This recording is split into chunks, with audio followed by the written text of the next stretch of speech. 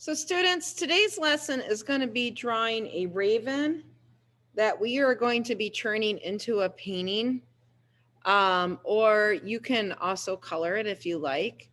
And we'll talk a little bit about that next time. But this time I want you to do a practice drawing.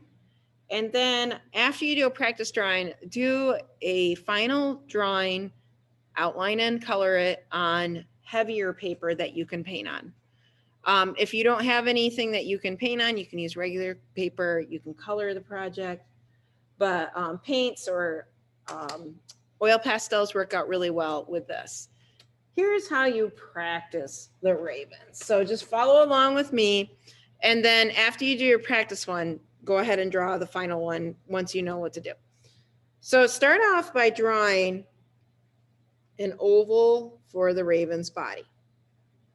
Like this. You can turn the paper either way. Right now I have it turned portrait style up and down, but you can do landscape as well. And once you've drawn the raven's body, you're going to draw the top of the wings, and it's going to look a little bit like an eye for a minute. So you just draw a curved line that goes over the top of the raven. And then up above the raven's body, draw an oval for the head. Once you've drawn the head, you can connect it to the body with two sloped lines like this.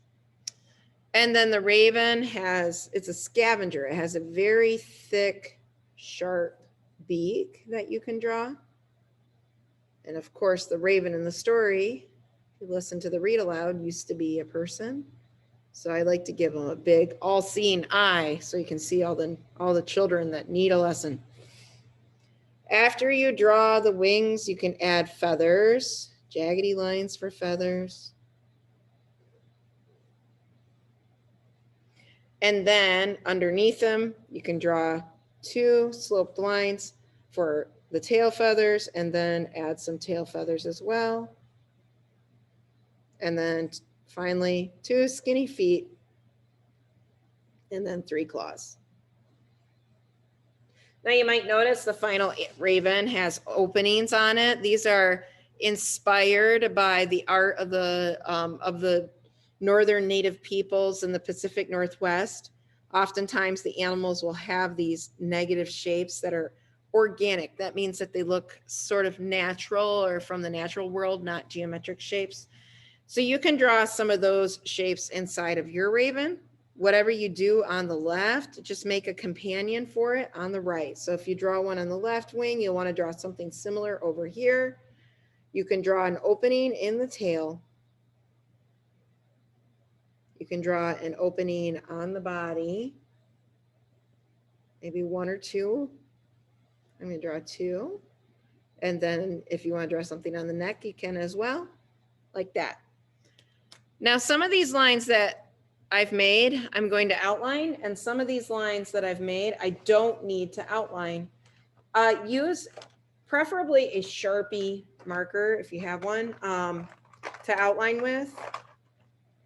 And if you don't have a Sharpie, you can use a regular marker, but a permanent marker, you're allowed to paint with it. But if you use just like a regular marker, like a Crayola marker, when you try to put something wet on top of that, it will bleed. So if you are planning on using paints, use a Sharpie. And I almost forgot, if you use the Sharpie, make sure you protect the surface underneath. So I'm slipping an extra sheet of paper down there like this. Outline the outside of your raven.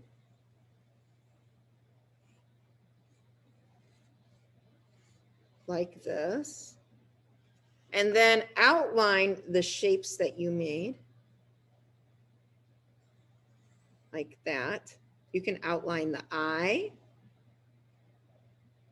And then you can outline the beak.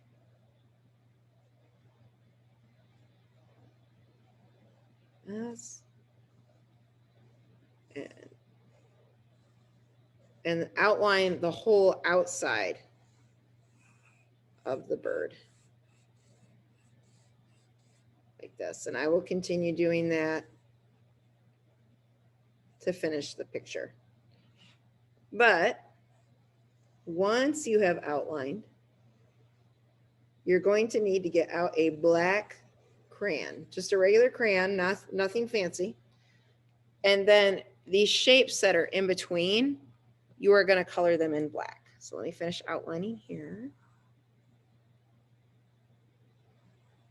Like that. Okay. These pencil marks, you're certainly welcome to erase them, but it's not really necessary because you're going to be filling this in all black and leaving the shapes inside the raven empty. So get out your black crayon and start coloring in between the raven, the outside of the raven, and those interior spaces that you made here. These are called negative shapes. That means they're kind of like the openings in a donut. You're going to leave those white for now. Okay, color, color, color. Finish the drawing. When the drawing is colored in black, you can put it aside. We'll do the background next week. You can see there's lots of colors in the background. Have fun. And you don't have to submit anything until the project is done. All right, bye-bye now.